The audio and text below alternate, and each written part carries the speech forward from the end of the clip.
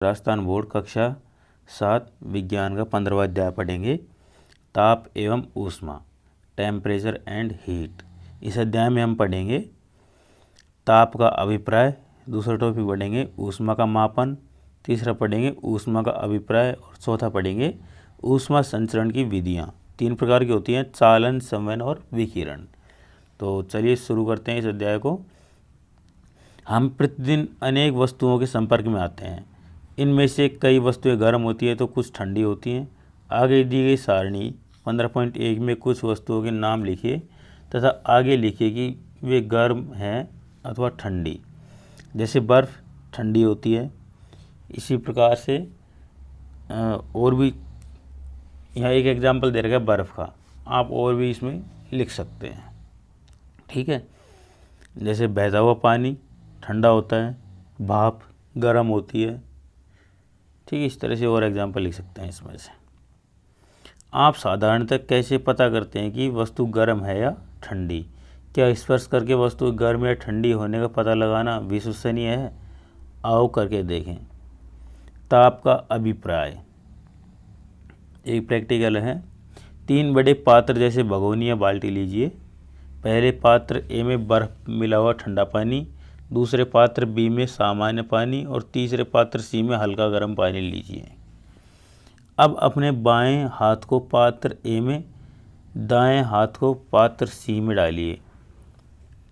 अब दोनों हाथों को इन पात्रों से निकालकर तत्काल पात्र बी में डालिए।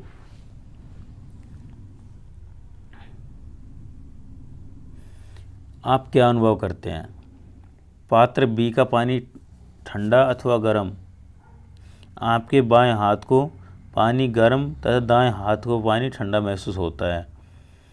तब आप निश्चित नहीं कर पाएंगे कि पात्र बी का पानी ठंडा है या गर्म।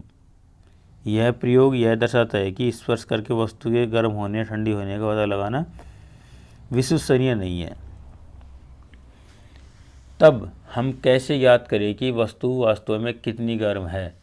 किसी वस्तु का अन्य वस्तु की तुलना में गर्म अथवा ठंडी होने की स्थिति का जिस गुण से पता चलता है उसे वस्तु का ताप कहते हैं। वस्तु के ताप को मापने के लिए थर्मामीटर या तापमापी का प्रयोग किया जाता है। वस्तुओं के लिए गर्म या ठंडी वस्तुओं का प्रयोग नहीं करके हम कहते हैं कि वस्तु का ताप अधिक या कम है।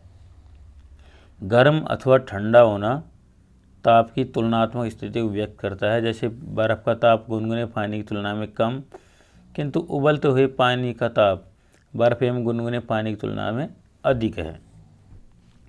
अब हम पढ़ेंगे ताप का मापन। कैसे मापते हैं ताप को?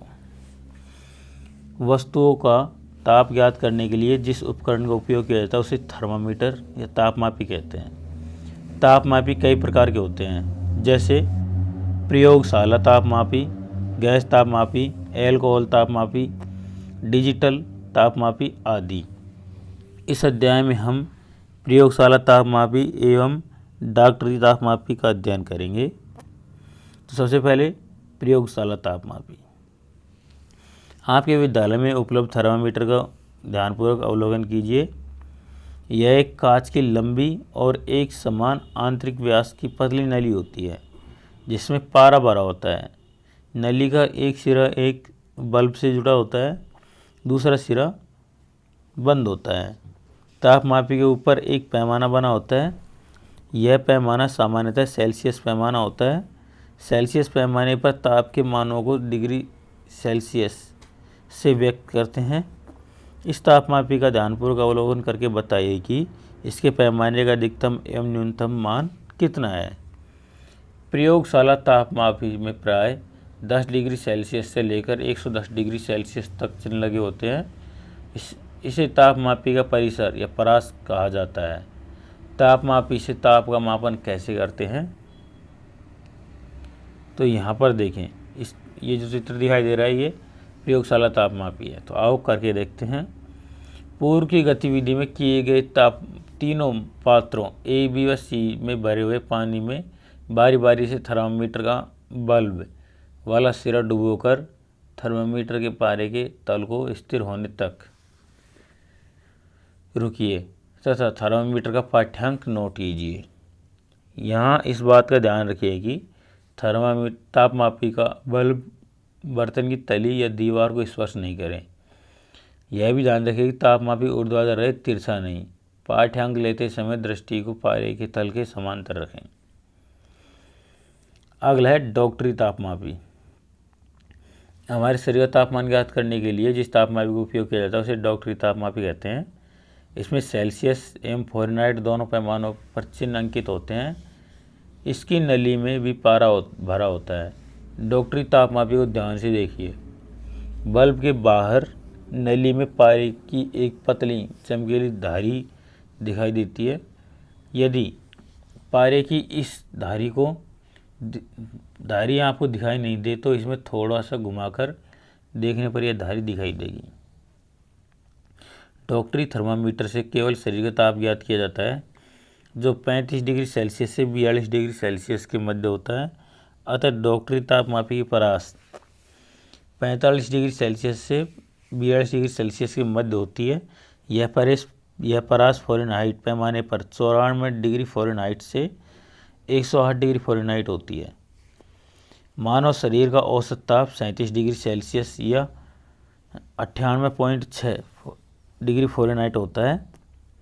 बुखार आने पर शरीर का ताप बढ़ जाता है। ये जो चित्र दिखाई दे रहा है ये डॉक्टरी तापमापी का है। डॉक्टरी तापमापी से शरीर का ताप कैसे ज्ञात किया जाता है आओ करके देखें। डॉक्टरी तापमापी लेकर इसके बल्ब को अपने मुंह में जीभ के नीचे कुछ देर के लिए रखकर बाहर निकाल लीजिए। अब आपके पारे का तल देखकर तापमापन ज्ञात कीजिए। इसे अपनी नोटबुक में अंकित कीजिए। अब इसे पूतिरोधी या एंटीसेप्टिक घोल में धोकर किसी अन्य विद्यार्थी के शरीर का ताप ज्ञात कीजिए। इसी प्रकार अन्य विद्यार्थियों के शरीर का ताप ज्ञात करके आगे दी गई सारणी 15.2 में अंकित कीजिए। डॉक्टरी तापमापी को मुंह से बाहर निकाल देने पर भी पारे का तल नहीं गिरता है और नहीं ऊपर जाता है। ऐसा इस तापमापी में बल्ब के पास स्थित एक विभंग या किंक के कारण होता है जो पारे के तल को अपने आप ऊपर या नीचे जाने से रोकता है। इसलिए प्रत्येक बार ताप लेने से पूर्व इस तापमापी को हाथ से कसकर पकड़कर झटका देते हैं ताकि पारे का तल नीचे चला जाए। यह आवश्यक नहीं है कि प्रत्येक व्यक्ति के शरीर का तापमान 37 डिग्री सेल्सियस ही हो, या कुछ अधिक या कुछ कम भी हो सकता है। स्वस्थ शरीर का ताप वास्तव में कई व्यक्तियों के शरीर के तापों का औसत होता है। यह औसत ताप 37 डिग्री सेल्सियस होता है। सावधानी, तापमापी के बल्ब को कभी भी सीधे ज्वाला पर या उसके पास अथवा धूप में अधिक देर तक नहीं रखना चाहिए, अन्यथा तापमापी टूट सकता है। यह भी जानिए। अधिकतम न्यूनतम तापमापी। विभिन्न प्रयोजनों के लिए विभिन्न प्रकार के तापमापी उपयोग किए जाते हैं। मौसम की रिपोर्ट में दिए गए अधिकतम या न्यूनतम तापों की जानकारी देने में इसका उपयोग किया जाता है। अंकीय तापमापी, जिसको डिजिटल तापमापी बोलते हैं। पारा एक विषाक्त पदार्थ है और यदि पारे का तापमापी टूट जाए तो इसका पारा बिखर जाएगा तो किसी खाने में आ जाने पर शरीर के लिए नुकसानदायक हो सकता है। इसलिए आजकल अंकीय तापमापी डिजिटल थर्मामीटर का उपयोग बढ़ रहा है। अब हम पढ़ेंगे ऊष्मा का अभिप्राय। ऊष्मा एक प्रकार की ऊर्जा है जिसका स्थानांतरण एक वस्तु से दूसरी वस्तु में होता है। ऊष्मा के स्थानांतरण के कारण वस्तुएं या तो गर्म हो जाती हैं या ठंडी हो जाती हैं, अर्थात या तो उसका ताप बढ़ जाता है या घट जाता है। ऐसा क्यों होता है आओ करके देखें। एक प्रैक्टिकल है। एक भगोनी या एक अन्य पात्र में लगभग 1.5 से 2 लीटर पानी लेकर उसे इतना गर्म करें कि पानी उबलने लगे। अब इसे ज्वाला से हटाकर नीचे रख दें। एक गिलास अथवा पर्क नली में सामान्य ताप वाला पानी लें अथवा इसका ताप नोट कर लें। इस गिलास या पर्क नली को गर्म पानी के पात्र में कुछ देर के लिए रख दें। दोनों पानी का ताप ज्ञात कीजिए। तापों में क्या अंतर आया।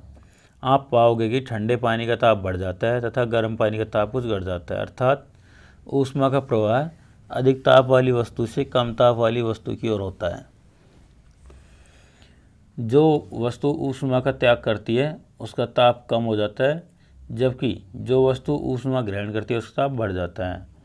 उपयुक्त गतिविधि में दोनों पानी का ताप लगभग 1 घंटे बाद पुनः ज्ञात कीजिए। आप पाएंगे कि दोनों पात्रों का ताप समान है। ठंडी और गर्म वस्तुओं में ऊष्मा का आदान प्रदान तब तक होता रहेगा जब तक कि दोनों वस्तुओं के ताप समान नहीं हो जाएं। आपने देखा होगा कि एक वस्तु से दूसरी वस्तु में ऊष्मा का संचरण होता है। ऊष्मा के संचरण की कौन कौन सी विधियाँ हैं, आओ खोज करें। तो अब हम पढ़ेंगे ऊष्मा संचरण की विधियाँ। सबसे पहले है चालन द्वारा ऊष्मा का संचरण। तो एक प्रैक्टिकल करते हैं। साइकिल की टूटी हुई तानी या लोहे का सीधा पतला तार लेकर उसके ऊपर समान दूरी पर मोम के छोटे छोटे टुकड़े चिपकाइए। तार के एक सिरे को मेज पर रख दें और दूसरे उसके ऊपर पत्थर या ईंट कसकर रखकर चित्र 15.6 के अनुसार व्यवस्थित कर दें। छड़ के दूसरे सिरे को मोमबत्ती से गर्म कीजिए और देखिए क्या होता है। मोम का कौन सा टुकड़ा सबसे पहले नीचे गिरता है। तार के एक सिरे को गर्म करने पर ऊष्मा ठंडे सिरे से स्थानांतरित होती है। ऊष्मा के संचरण की इस विधि को चालन कहते हैं। ठोस वस्तुओं में ऊष्मा का संचरण चालन विधि द्वारा होता है। यह भी कीजिए। लोहे या तांबे की किसी छड़ पर पतले कागज की पट्टी को कसकर लपेटिए। छड़ को लगातार घुमाते हुए जलती हुई मोमबत्ती के ऊपर इसे रखकर कागज़ को जलाने का प्रयास कीजिए। आप पाएंगे कि कागज़ नहीं जलता है तथा छड़ का दूसरा सिरा गर्म हो जाता है। ऐसा इस कारण होता है कि कागज़ को दी गई ऊष्मा छड़ द्वारा ग्रहण कर ली जाती है, जो शीघ्र ही छड़ में आगे की ओर चली जाती है। इससे कागज़ का ताप नहीं बढ़ पाता है। क्या सभी पदार्थों में ऊष्मा का चालन आसानी से होता है? तो आइए करके सीखें। ऊष्मा के चालक व कुचालक पदार्थ। तो एक प्रैक्टिकल है। एक बीकर में उबलने तक गर्म किया हुआ पानी लेकर उसमें एक प्लास्टिक का स्केल, पेंसिल, स्टील की चम्मच, लोहे की लंबी सुई या तार, एल्युमिनियम का तार आदि वस्तुएं चित्र 15.7 के अनुसार रखें। अब कुछ समय पश्चात इन वस्तुओं के ऊपरी सिरों को छूकर देखिए। कौन सी वस्तुओं का ऊपरी सिरा गर्म हो गया है। एल्युमिनियम, लोहा, स्टील आदि वस्तुओं में ऊष्मा आसानी से प्रवाहित हो जाती है। इस कारण वे ऊपर तक गर्म हो जाती हैं। आप समझ गए होंगे लकड़ी, प्लास्टिक आदि में कम गर्म होने का क्या कारण है। वे पदार्थ जिसमें ऊष्मा का चालन आसानी से हो जाता है उन्हें ऊष्मा के चालक कहते हैं। इसके विपरीत वे पदार्थ जिनमें ऊष्मा का चालन आसानी से नहीं हो पाता है उन्हें ऊष्मा के कुचालक या ऊष्मारोधी कहते हैं। धातुएं जैसे एल्युमिनियम, लोहा, तांबा आदि ऊष्मा के चालक हैं, जबकि लकड़ी, प्लास्टिक, एबोनाइट, ऊनी कपड़ा आदि ऊष्मा के कुचालक हैं। पता लगाएं। खाना पकाने बर्तन धातु के क्यों बनाए जाते हैं तथा उनके हत्थे लकड़ी या एबोनाइट के क्यों बनाए जाते हैं। स्टेनलेस स्टील की कढ़ाई में प्राय तांबे की तली क्यों लगाई जाती है। गर्मी के दिनों में धूप से गर्म हुए फर्श पर दरी या कालीन बिछाकर नंगे पांव चलना कम कष्टदायक क्यों रहता है। क्या आपने कभी सोचा है कि ऊनी कपड़ों में से हमारा सर्दी से बचाव कैसे होता है। वायु ऊष्मा की कुचालक क्यों होती है। ऊनी कपड़ों के छोटे छोटे छिद्रों में वायु भरी होती है। ऊन तथा वायु ऊष्मा के कुचालक होने के कारण शरीर की ऊष्मा बाहर नहीं जाती है और हमारा शरीर सर्दी से बचाव हो जाता है। इसी प्रकार सर्दियों में 2 कंबल एक साथ ओढ़ने पर कंबलों के बीच वायु की परत बन जाती है, जिससे ऊष्मा बाहर नहीं जाती और हमारा सर्दी से बचाव हो जाता है। भवन निर्माण में खोखली ईंटों का उपयोग किया जाए तो कमरों पर सर्दी या गर्मी का प्रभाव कम होगा। बताइए ऐसा क्यों होगा। वायु तथा पानी ऊष्मा के कुचालक होते हैं, तब इनमें ऊष्मा का संचरण कैसे होता है, आओ करके सीखें। संवहन द्वारा ऊष्मा का संचरण। तो एक प्रैक्टिकल देखते हैं। एक पात्र लीजिए, इसमें पोटेशियम परमैंगनेट, ये जिसको लाल दवा बोलते हैं, कि कुछ क्रिस्टल या चाय की पत्ती 4-5 दाने डालकर गर्म कीजिए। पात्र के जल को ध्यानपूर्वक अवलोकन कीजिए। आप पाएंगे कि जल बीच में से ऊपर चढ़ता है और इधर उधर से नीचे उतरता है। चित्र 15.8 में देखिए। इस प्रकार जल में रंगीन धाराएं बनती हैं। ऐसा क्यों होता है? पात्र के पेंदे को गर्म करने पर जल के अणु ऊष्मा ग्रहण करके ऊपर की ओर चलते हैं तथा ऊपर के ठंडे अणु नीचे की ओर गति करते हैं। इस प्रकार द्रव के अणु स्वयं चलकर एक स्थान से दूसरे स्थान तक ऊष्मा संचरण करते हैं। ऊष्मा के संचरण की इस विधि को ऊष्मा का संवहन कहते हैं। वायु में भी ऊष्मा का संवहन होता है। वायु के अणु भी ऊष्मा लेकर हल्के या कम घनत्व के हो जाते हैं और नीचे से ऊपर जाते हैं। वायु के ऊपर के ठंडे अणु ऊष्मा लेने के लिए नीचे की ओर आ जाते हैं। हमारे दैनिक जीवन में ऊष्मा के संवहन कौन कौन से उपयोग हैं, आओ चर्चा करें। संवहन के उपयोग, तो संवातन, जिसको रोशनदान बोलते हैं, अपने मुखिया के हाथ रखकर जोर से सांस बाहर छोड़ें। क्या यह हवा गर्म है? हमारे श्वसन से निकाली गई वायु सामान्य वायु से गर्म तथा कम घनत्व वाली होती है।